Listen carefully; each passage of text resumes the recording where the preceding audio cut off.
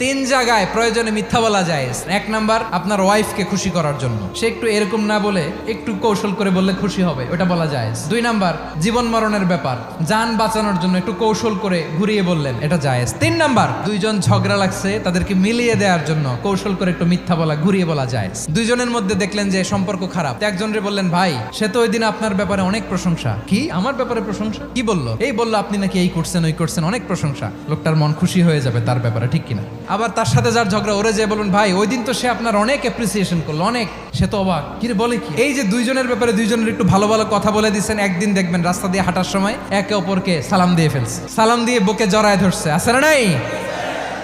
আবার মিলমিশ হয়ে গেছে। কিন্তু আমাদের স্বভাব হইলো, দুই প্রতিবেশী যদি একসাথে বসে একসাথে হাঁটে, দূর থেকে দেখলে আমাদের জলে, আছে না নাই?